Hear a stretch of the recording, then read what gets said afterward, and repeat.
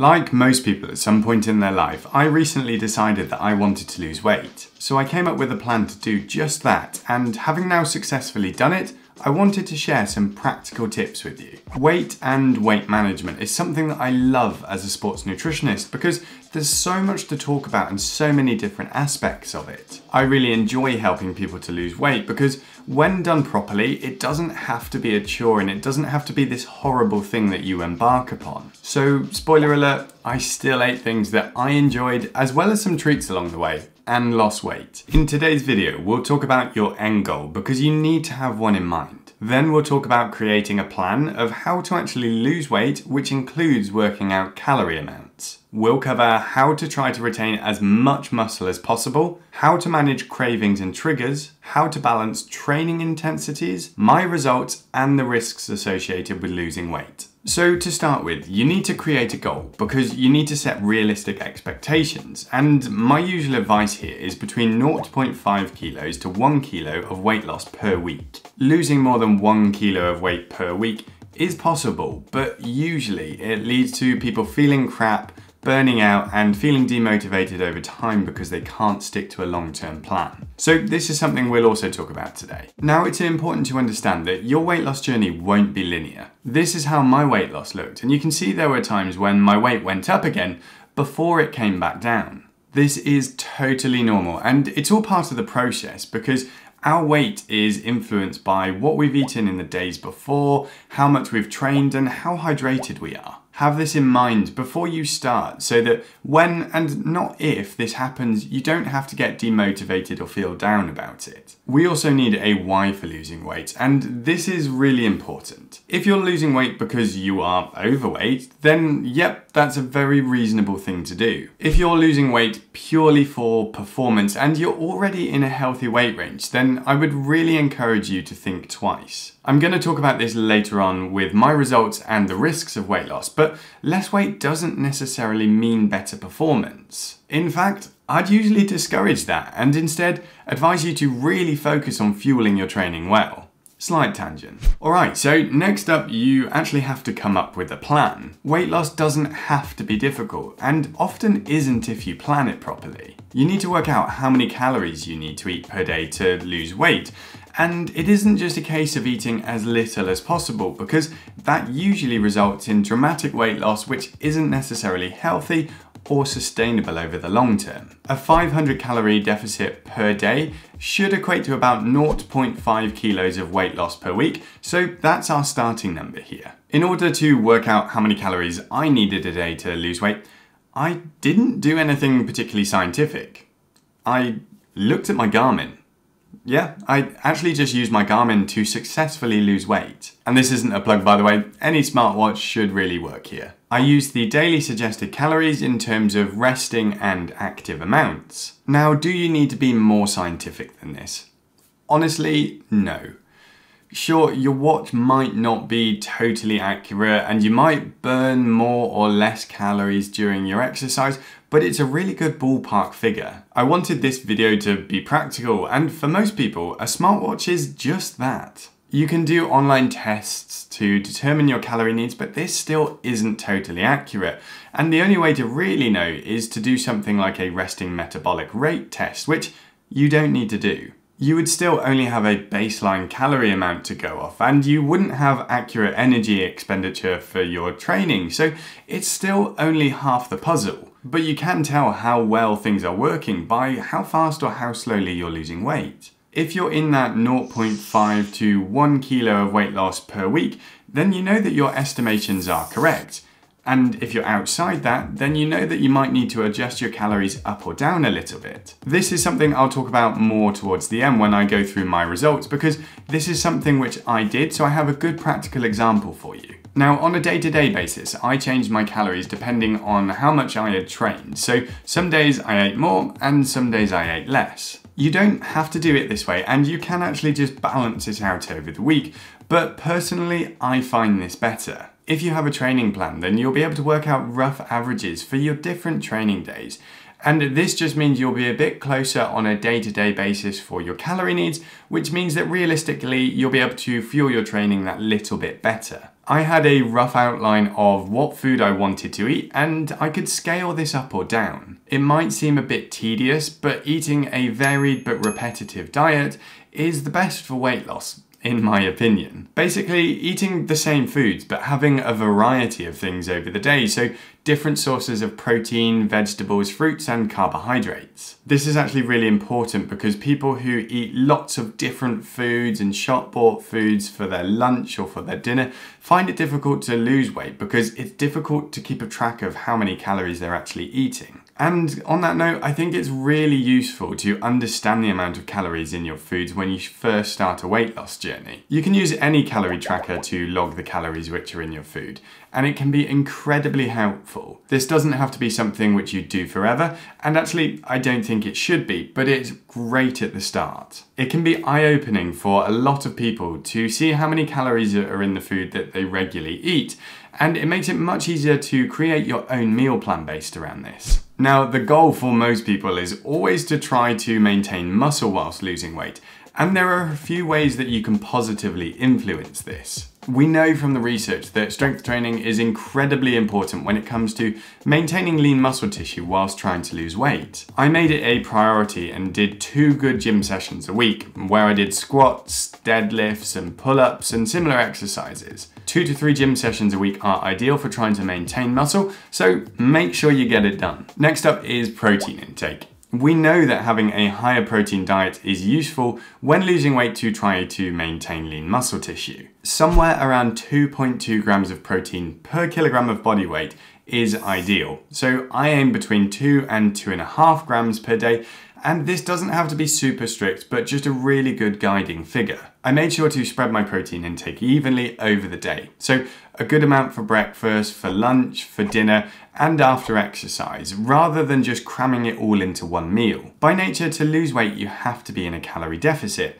And when you're in a calorie deficit, your body tries to create more energy or resources by pulling it from other tissues, with a really good source being your muscle. And having a higher protein diet limits the amount of muscle breakdown here. Not only is it great for keeping muscle loss to a minimum, but a high protein diet is a great way of managing cravings. Protein impacts the satiety mechanism, which means that higher protein dishes are more likely to leave you feeling fuller and satisfied after eating. I aim for at least 25 grams of protein with every main meal, as well as after training, and then have smaller protein snacks spaced throughout the day. Now, as well as protein, fiber also makes us feel more full, and fibrous foods like fruits and vegetables are a fantastic way of getting that sensation like we've eaten lots without actually consuming many calories. So loading up on fiber and protein is a great thing to do when you're trying to lose weight. All of these are great sources of fiber or protein or both. And if you don't already, then you should consider having some of these in your diet. Now, we also need to talk about mental cravings and triggers, because just saying eat more protein and fiber probably isn't going to cut it. You need to understand what's likely to derail your weight loss efforts and how to stop it happening.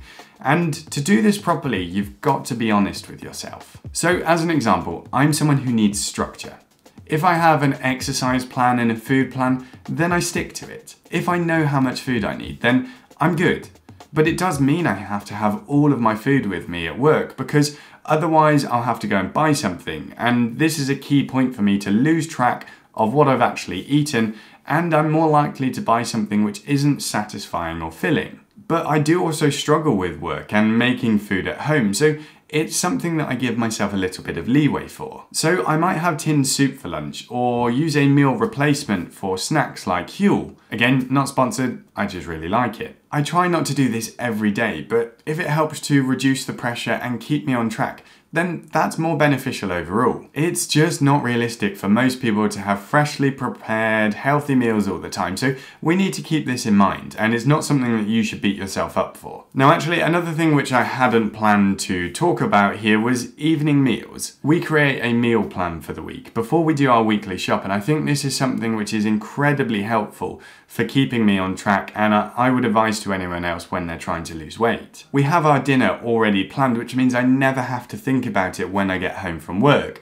And that's great, because after work is one of those times where it'd be really easy to just buy a takeaway or something which is probably unsatisfying and actually not very helpful for losing weight. So planning just really reduces that likelihood for me. We also batch cook a lot of meals and then freeze them, and we plan a couple of these into our week. It means we can do some training in the evening and then just chuck a freezer meal in. And I know it's still healthy, it's nutritious, and it's what I need after training. And it just takes that pressure off again of cooking healthy meals all the time. So back on to other examples of triggers, and another one here would be something like having dessert after your dinner. And so we want to come up with strategies of how to manage these sorts of cravings. So this might be something like the 20-minute rule. You have a pint of water with your dinner and then you wait 20 minutes. After those 20 minutes, if you still feel like you really want dessert, then you can have it. But come up with something which means you don't have to have a really high calorie dessert and derail your hard efforts. So perhaps something like low-fat Greek yogurt with some berries. Now this might be the same for something like stress eating. Try to come up with other ways to manage your stress. So for example, doing an active task which you enjoy, reading a book or listening to your favourite audiobook. If it really comes back to eating after all of that, then try to find some sort of low-calorie snack option that will still satisfy you. So something like popcorn here might be a great example. Simple things can go a long way, and really it's just about getting to know you.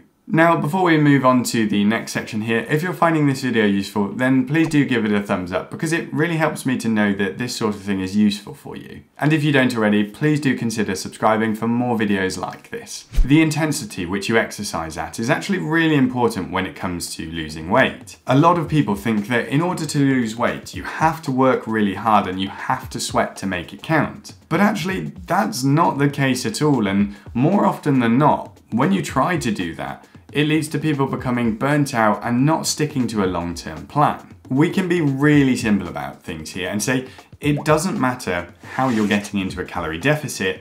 If you're in one, you're in one. So it doesn't matter if you get there by doing high intensity exercise or low intensity exercise. But the important thing here is what can you stick to over the long term?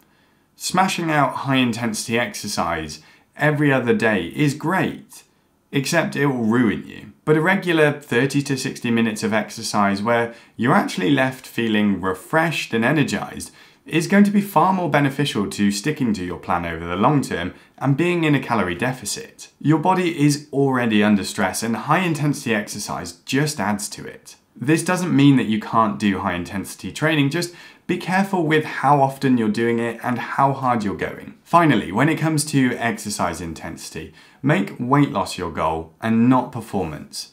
Focus on losing weight and not on getting fitter and faster. It's a mindset shift which is really important for keeping the main objective in mind and reducing that temptation to try to push performance. It's not the aim and it can happen later. So as I mentioned at the start of the video, I wanted to lose weight. I'd had a month or two of just being a bit more lax about my food.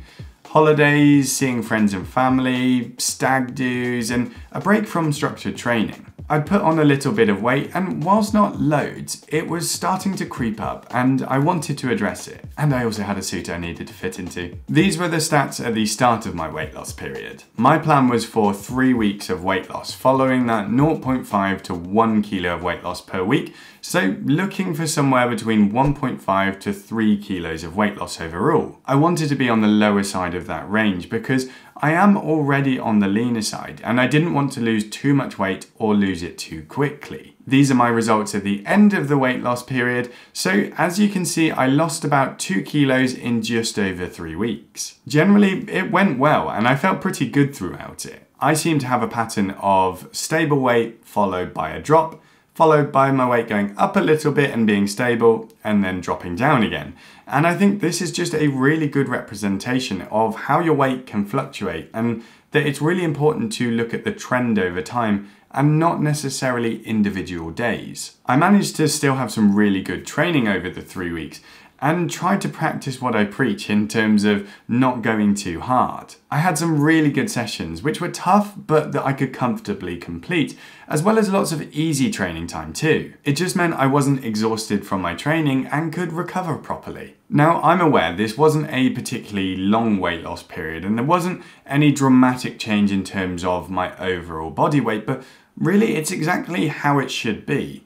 slow and steady with a clearly defined period. However, I should talk about this part here where I had my first weight loss drop. For me, this just felt a little bit too quick. Now, some of this will just be normal fluctuations in that it won't have all been pure weight loss, but even so, it was faster than I wanted. So I added a couple of hundred more calories into my day, and as you can see, after this it seemed to stabilize a little bit and the drops weren't quite as fast. This is what I mentioned earlier about seeing what your weight loss trend looks like and how you're fitting in that 0.5 to 1 kilo of weight loss range per week, and adjusting your calories up or down, and that fast isn't necessarily better. And now's a good time to talk about the risks of losing weight because it's something which I really care about. As a sports nutritionist and someone who works in family medicine, health is really important to me, and the truth is that losing weight is not always healthy. When you're in a calorie deficit, you run into risks associated with RED-S, which is relative energy deficiency in sport. There's a whole host of health issues here, like decreased bone density, mood disturbances, and excess fatigue. This is why I'm so keen to talk about what your goal is. If you're losing weight because you're overweight, then it's likely that the health improvements are more beneficial than the potential risks from losing weight. But even though that is the case, it's still important to say that it should be a slow, steady, controlled process, and that you shouldn't be feeling crap during it, because that suggests that there's something that's not quite in balance, whether that's your calorie amounts or how much you're training or sleeping or recovering. However, if you're losing weight purely for performance and you're already in a healthy weight range, then for most people it just isn't worth it. If that's the case, I'd usually just advise athletes to ignore their weight and instead focus on great quality training, nutrition, and recovery, because that's going to be far more beneficial for your performance overall, rather than just losing a little bit of weight. On top of the risks from RED-S, when you're already on the leaner side of things, you're more likely to lose muscle when you lose weight, which means that you'll lose weight and power, which isn't helpful for performance. It's also really tempting to just want to keep losing weight. And I say that honestly from my experience over the last 3 to 4 weeks. I've noticed that my running has definitely become easier and better. So the next logical step is to say, well, what's a little bit more? Just another kilo.